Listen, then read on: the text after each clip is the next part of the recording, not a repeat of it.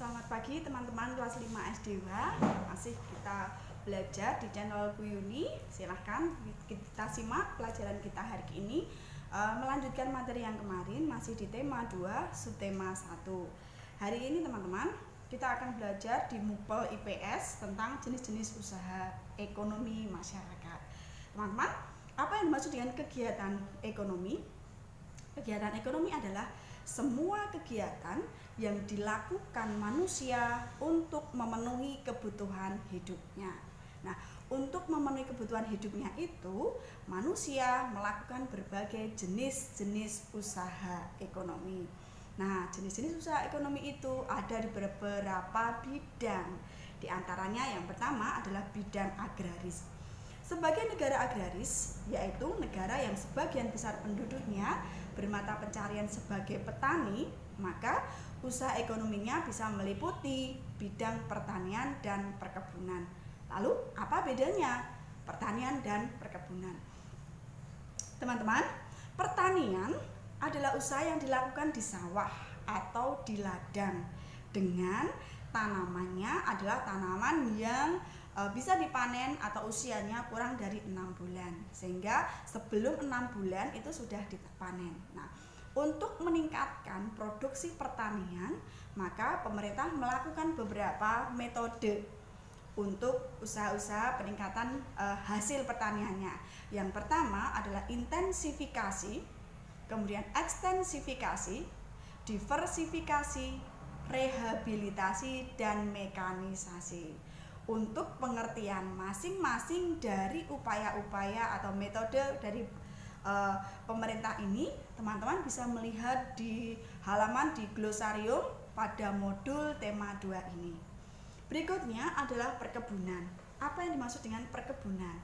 Perkebunan adalah kegiatan penanaman lahan dengan menggunakan tanaman keras yang umurnya lebih dari 6 bulan. Nah, untuk perkebunan ini kita mengenal 2 jenis tanaman. Yang pertama, tanaman musiman. Umurnya pendek, contoh tebu, tembakau, rosella. Itu dengan umur pendek, setelah 6 bulan bisa dipanen, kemudian kita menunggu lagi 6 bulan dipanen lagi, ya. Itu. Kemudian yang berikutnya adalah tanaman tahunan. Untuk tanaman tahunan ini umurnya panjang.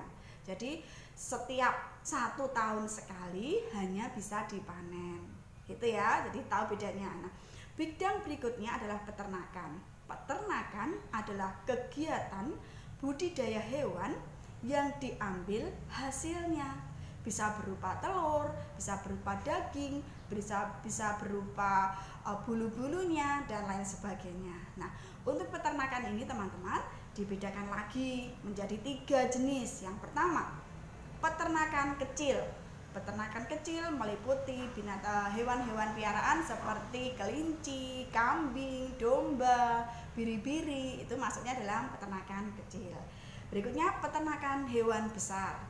Peternakan hewan besar ini adalah usaha untuk memelihara hewan-hewan seperti sapi, kuda, kerbau, ya, dan lain sebagainya. Berikutnya adalah peternakan unggas. Khusus untuk peternakan unggas ini, yang harapan yang ingin diambil dari peternakan ini adalah telur atau bulu-bulu atau bahkan kotorannya. Nah, contoh dari peternakan unggas adalah ayam, itik, ya, kemudian burung puyuh, dan lain sebagainya. Berikutnya teman-teman, bidang usaha ekonomi masyarakat adalah perikanan. Ya, perikanan dibedakan menjadi 2, yaitu perikanan darat dan perikanan laut. Nah, perikanan darat adalah usaha memelihara dan menangkap ikan di perairan darat. Apa saja toh perairan darat itu?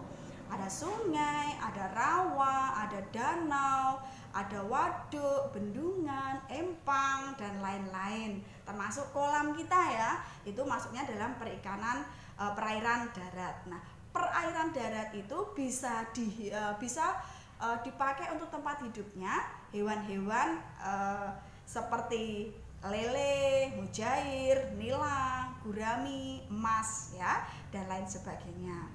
Nah, teman-teman, kita juga akan mengenal perikanan air laut.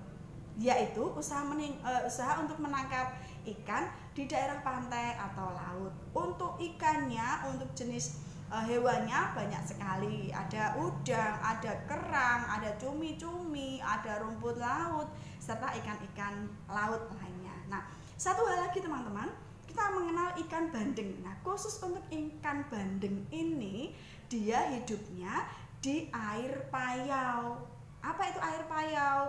Air yang merupakan percampuran antara air yang berada di pantai dan air yang berada di daratan atau di sungai. Jadi campuran antara air yang asin dan air yang tawar. Hanya satu ikan yang bisa tumbuh di sana atau bisa hidup di sana, yaitu ikan bandeng. Berikutnya tentang pertambangan. Nah, apa itu yang dimaksud dengan pertambangan? Nah, teman-teman, pertambangan adalah usaha. Nih, kita lihat untuk pertambangannya, usaha untuk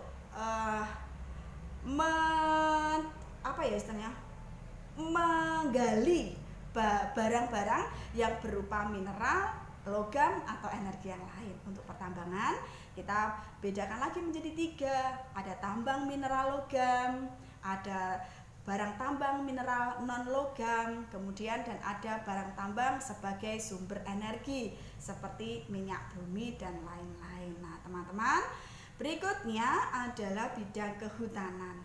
Fungsi hutan yang utama adalah sebagai paru-paru dunia, ya, dan sebagai tempat berkembangnya flora dan fauna. Tetapi hutan pun menghasilkan beberapa jenis tanaman yang bisa digunakan untuk pemenuhan kebutuhan masyarakat seperti rotan, kayu jati, kayu ulin, damar, mahoni, dan lain sebagainya. Next, bidang perdagangan adalah kegiatan membeli barang dagangan dan menjualnya kembali kepada konsumen. Perdagangan antar negara ini ditandai dengan adanya kegiatan ekspor dan impor. Sekali lagi, untuk keterangan ekspor dan impor, silakan teman-teman bisa membaca di glosarium. Apa yang dimaksud dengan impor, apa yang dimaksud dengan ekspor. Nah, berikutnya adalah perindustrian, teman-teman. Nah, perindustrian ada kegiatan mengubah bahan mentah menjadi barang setengah jadi dan barang jadi. Nah, usaha industri dikelompokkan menjadi 3. Industri rumah tangga, industri sedang, dan industri besar. Masing-masing contohnya, kalau industri rumah tangga seperti pabrik tempe, pabrik kecap, ya. Kemudian industri sedang seperti industri makanan, minuman, ya. Kemudian yang termasuk dalam industri besar adalah obat, galangan kapal, ya, dan elektronik serta lain sebagainya. Terakhir adalah bidang jasa. Jasa berkaitan dengan memberikan layanan pada konsumen atau keahlian yang kita miliki, kita berikan, kita layankan kepada para konsumen sehingga konsumen merasakan hasilnya. Contoh adalah di bidang perbankan, keuangan, asuransi, kesehatan, dan ini contoh yang terdekat dengan kita, ada tukang cukur, tukang becak, tukang pijet, itu bagian dari layanan jasa. Oke teman-teman, belajar kita untuk hari ini di channel YouTube Uni cukup sampai di sini. Kita ketemu di materi berikutnya. Salam sehat, cerdas, dan berprestasi. Cihuy.